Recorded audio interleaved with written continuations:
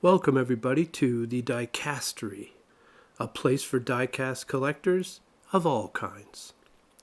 Today we're going to take a look at the 2006 Dodge Challenger concept by Maisto. I want to give a little history on the car first. There were 3 iterations of the Dodge Challenger over the years. The first was from 1970 to 1974. And it was very distinct, as you can tell by the photograph that I'm showing right now. It was a true muscle car. Then came the second version, which Dodge marketed as a rebadged variant of the Mitsubishi Galant Lambda, and they called it the Dodge Challenger. And I think it was a serious flaw in their marketing. And I think when you look at the photo, you might agree with me. It didn't hold a candle to the original Challenger. However, and remarkably, this version stayed in production from 1978 to 1983. That kind of scares me. Then, in 2006, Dodge introduced this Challenger concept car to the world, and man, what a reception it got. The car officially debuted, however, in February of 2008, and it's been a hit ever since. Again, I think this is another true muscle car. It fits right into that category. It certainly has the look and sound of it, for sure. I picked up this Maisto version sometime in 2008 or 9 from Costco in Canada, because I'm in Canada. I'm in Ontario, Canada. And someone has to confirm for me whether Costco is carrying Maisto in Canada anymore. So please let me know in the comments. Like, I've been to my local Costco and there have been no Maisto models. I've asked staff and they have no idea what I'm talking about. So just let me know what your experience has been, if you're able to find them, or maybe you've gotten some information about them and you can share it with the rest of us in the comment section. That would be great. This Maisto version is, I guess you could consider this a lower end model. I got it for less than $25 Canadian. The good thing is that Maisto models, as far as I know, are still available at Costco and Sam's Clubs in the U.S. So, good for you guys. That's awesome. However, the Challenger that we're looking at today, it's only available, as far as my research tells me, in the aftermarket. And I was really surprised to see that some of these models have sold for $55, which I'm thinking might be a bit high considering the quality of the model. But let's look at it together and then we can decide. So the overall look of the model is pretty good. I displayed this model in a glass cabinet, and honestly, it looks fantastic. Maisto captured the style of the car very well.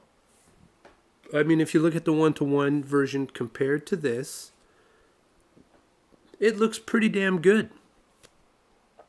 But it isn't until you look a little bit closer that you see the flaws. The paint is surprisingly good for a model in this price point. And again, that is until you open the doors, the hood, and the trunk. Then you see a different color of orange inside the model, like on the edges. It's really noticeable, and I think you would want to keep all those opening parts shut when you're showing your model, when you're displaying your model. And again, you can look at the just look at the video and the shots that I've got here. That'll show you just how drastic that color difference is. Now the front end of the car is realistic, again at a distance, And closer inspection, you know, reveals that the grill is backed by a plastic, not a see-through metal grill. The headlights are a bit dull, so they're obviously a plastic. And the front ram tampo, slightly off center. But again, that's not a major issue. I mean, I'm being super picky. Most models, I'm sure, would have it centered and it would be fine. Now, the hood shows off this what looks to me like a really tightly woven micro herringbone pattern. It's really cool. On the sides of the hood, just above these air intakes, is Hemi 6.1, which I think is a really cool touch.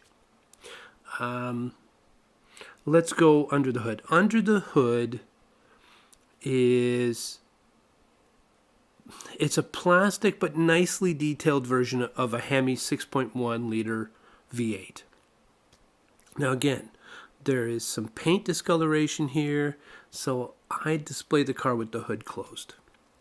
The wheels on the car do spin, but it's funny, the whole brake assembly is stationary, which is kind of weird.